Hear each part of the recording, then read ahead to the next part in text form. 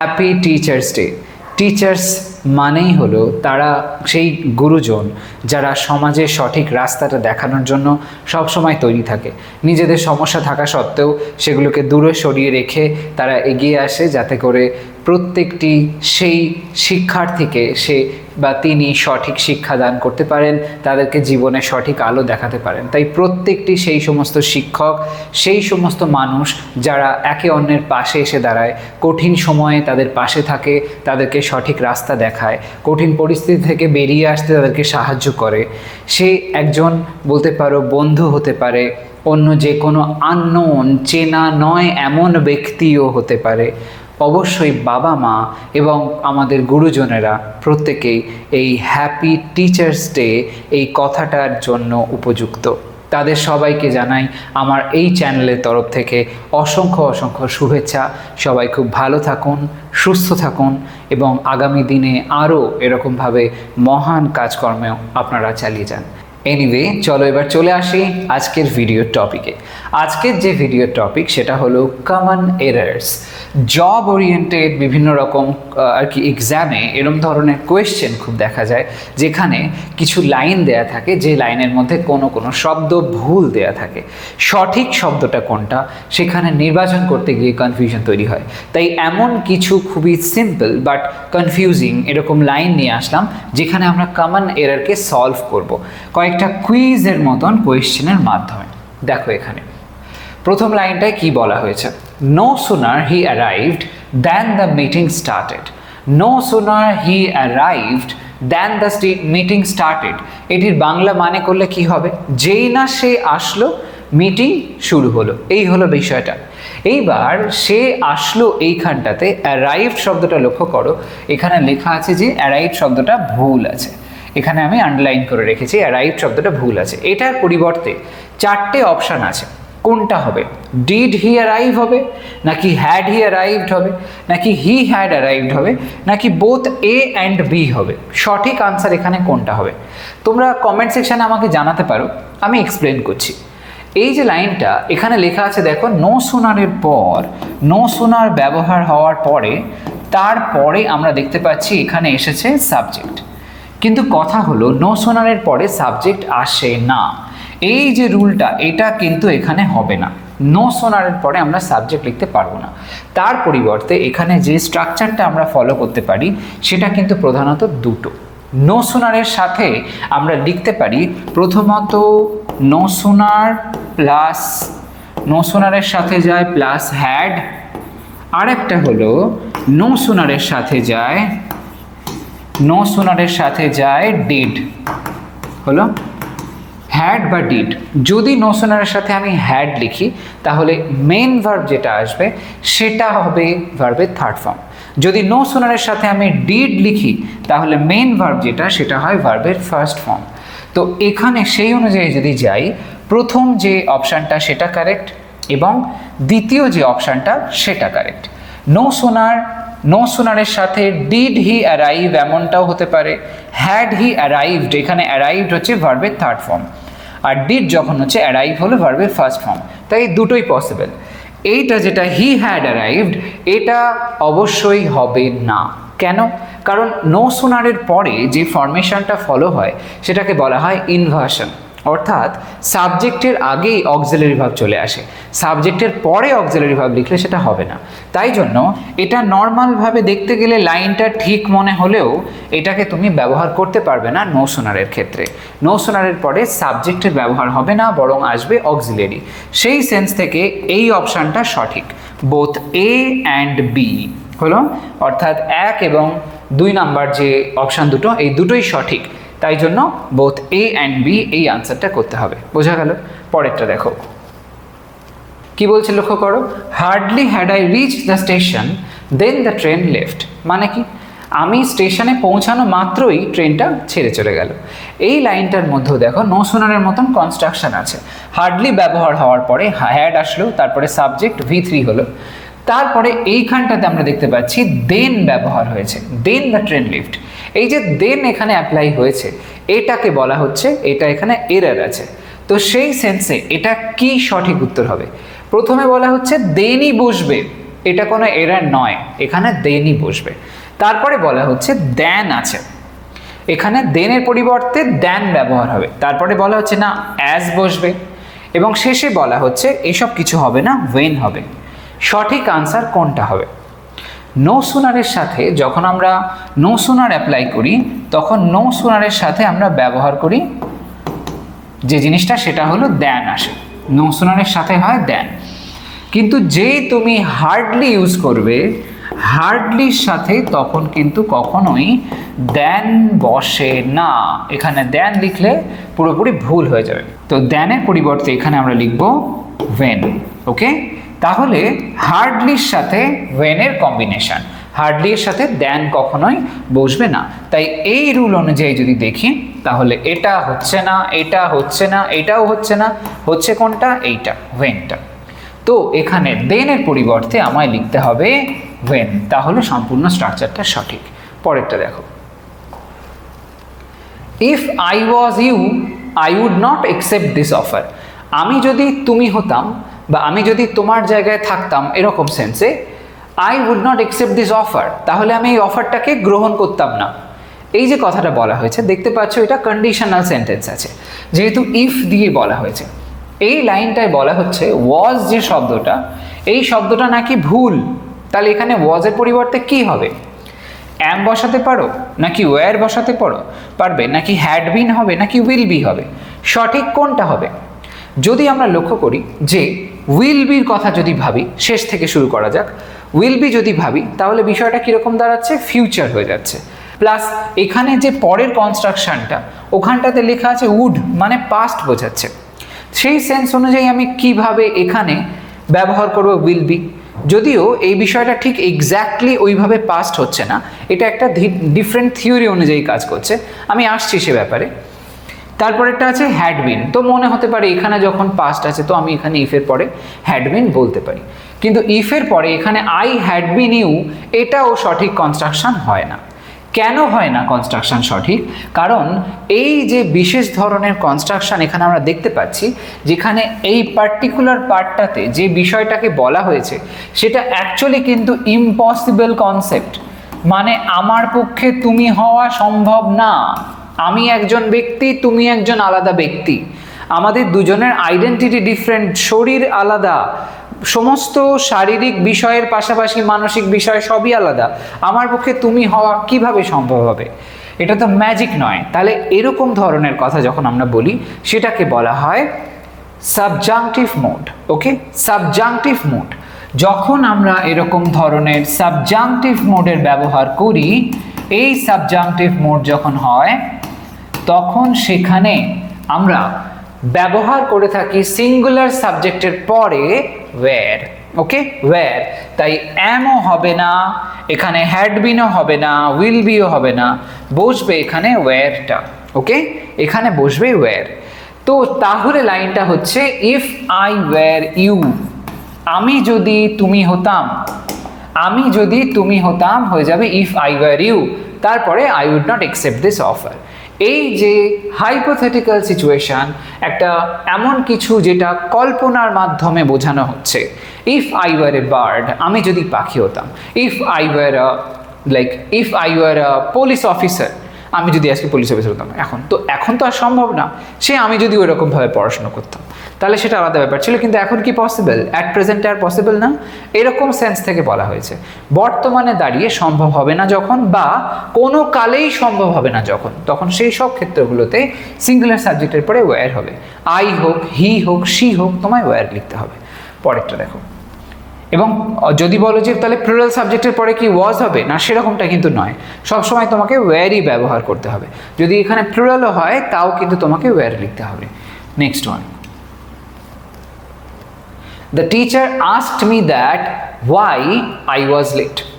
শিক্ষক জিজ্ঞাসা করলো যে কেন আমার দেরি হলো।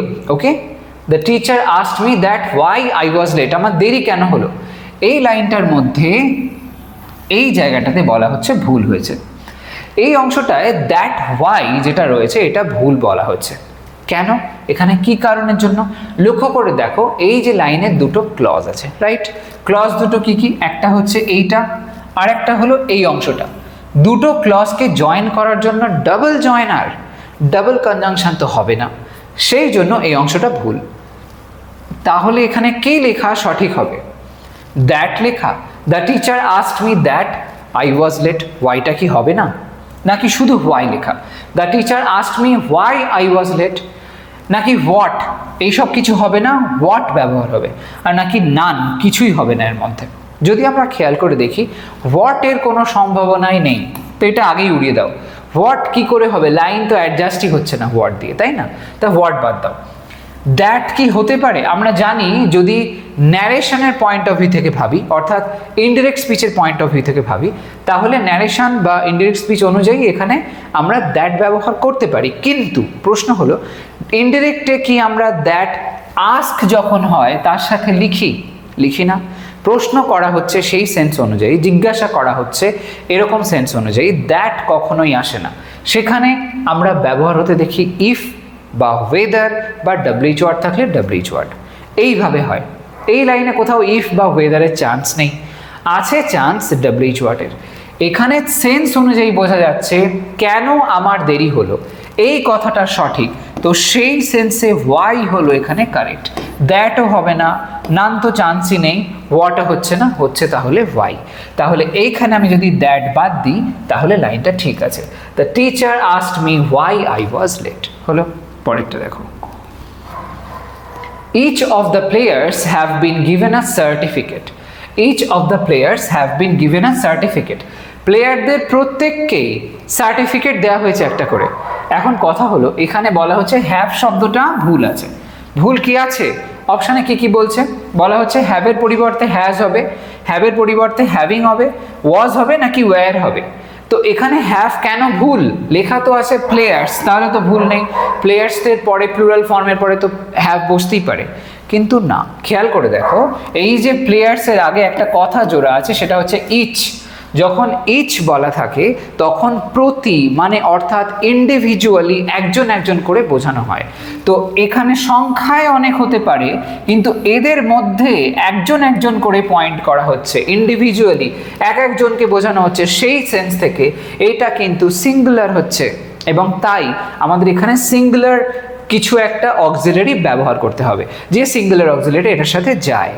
এইবার যদি আমি লাইনের কনস্ট্রাকশন দেখি যে each of the players have been given a certificate এরকম ছিল, তার মানে প্রত্যেকটা প্লেয়ারকে একটা করে সার্টিফিকেট দেওয়া হয়েছে। তো এই সেন্স অনুযায়ী গেলে তাহলে যদি আমি এখানে হ্যাভিং বসাই, এটা হচ্ছে না, কারণ হ্যাভিং বিন এরকমভাবে এখানে তো চান্সই নেই, তাহলে অক্সিলারি ভার্বটা সঠিক হবেই না, সেন্টেন্স কনস্ট্রাকশন ভুল হয়ে যাচ্ছে। লাইনটা প্রেজেন্ট পারফেক্ট টেন্সে আছে এবং প্রেজেন্ট পারফেক্ট টেন্সে প্যাসিভ হয়ে আছে, কারোর দ্বারা কাজটা হচ্ছে। তো এখানে হ্যাভিং আমি করতে পারবো না, হ্যাভিং এখানে কনস্ট্রাকশনটা সঠিক না। ওয়াজও হবে না। যদি বলো কেন ওয়াজ হবে না, কি করে ওয়াজ হবে? পাশে লেখা আছে তো বিন, আমি কি বিনের আগে ওয়াজ লিখতে পারি? ওয়াজ বিন গিভেন এরম হয় না, এরম কোনো কনস্ট্রাকশন পসিবল না, ওয়াজ হবে না।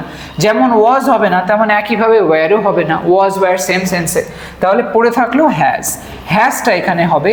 হ্যাজ সিঙ্গুলার সাবজেক্টের ক্ষেত্রে আমরা হ্যাজ ব্যবহার করি, এখানে এটা সিঙ্গুলার সেন্স হয়ে যাচ্ছে, সেই সেন্সে প্রেজেন্ট পারফেক্টের প্রপার কনস্ট্রাকশন মেনটেন করে হ্যাজ হলো এখানে কারেক্ট অপশন, তাই জন্য হ্যাজ লিখতে হবে। পরেরটা দেখো,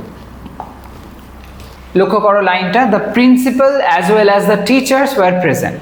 প্রিন্সিপাল আর শিক্ষকেরা উপস্থিত ছিলেন, এই হলো কথাটা। এখানে ব্যবহার করা হয়েছে ওয়্যার, এই ওয়্যারটাকে বলা হচ্ছে ভুল। সত্যি কি ওয়্যারটা ভুল? যদি আমরা লক্ষ্য করি এখানে অপশানস বলছে ওয়াজ হতে পারে ওটার পরিবর্তে, হ্যাড বিন হতে পারে, হ্যাভ বিন হতে পারে, অথবা এখানে কোনো এরারই নেই, ওয়াজ ওইখানে ওয়্যারের যে ব্যবহারটা এটা ভুলই নয়। তো এখানে প্রশ্ন উঠতে পারে, হতেও পারে নো এরার, কারণ এখানে ওয়্যার শব্দের আগে টিচার্স আছে, প্লুরাল ফর্ম বোঝাচ্ছে, তাহলে তো ওয়্যার হতেই পারে। কিন্তু বিষয়টা হলো আমরা সাবজেক্ট ভার্ব কনকর্ড বা সাবজেক্ট ভার্ব এগ্রিমেন্ট অনুযায়ী যদি যাই, তাহলে তোমরা দেখতে পারবে, আমি এর আগে বিভিন্ন ভিডিওতে বলেছি, যখন অ্যাজ ওয়েল অ্যাজ এর ব্যবহার করা হয়, এরকম অ্যাজ ওয়েল অ্যাজ থাকে, অ্যাজ ওয়েল অ্যাজ এর আগে যেটা সাবজেক্ট হয়েছে সেই সাবজেক্টটা ফলো হয়, সেই অনুযায়ী আমাকে ভার্বের ফর্ম লিখতে হয়। তাই জন্য যেহেতু এখানে প্রিন্সিপাল সিঙ্গুলার বোঝাচ্ছে, সেই কারণে এখানে ওয়্যার লিখলে ভুল হয়ে যাবে, আমাকে এখানে ব্যবহার করতে হবে was. The principal as well as the teachers was present, এখানে তখন ওয়াজ হবে। কিন্তু যদি এরকম হতো the teachers as well as the principal, তাহলে হতো ওয়্যার, কারণ তখন টিচার্স প্রথমে আসতো, টিচার্স তখন হয়ে যেত প্লুরাল ফর্ম, মানে এখনও প্লুরাল ফর্ম, বাট সেই প্লুরাল ফর্ম অনুযায়ী তখন সেখানে ওয়্যার ব্যবহার করতে পারতাম। কিন্তু সেরকম তো নেই, প্রথমে আছে প্রিন্সিপাল যেটা সিঙ্গুলার, সেই সেন্সে আমরা ব্যবহার করব ওয়াজ। তো এটা একদম ভুলবে না, অ্যাজ ওয়েল অ্যাজ থাকলে অ্যাজ ওয়েল অ্যাজ এর আগে থাকা যে অংশটা সেটার সিঙ্গুলার নাকি প্লুরাল এই ফর্ম অনুযায়ী পরে ভার্বের উপরে তার ইমপ্রেশনটা সেই মতন পড়ে। হলো, এই হলো পয়েন্ট, তো যার জন্য এখানে ব্যবহার হবে ওয়াজ।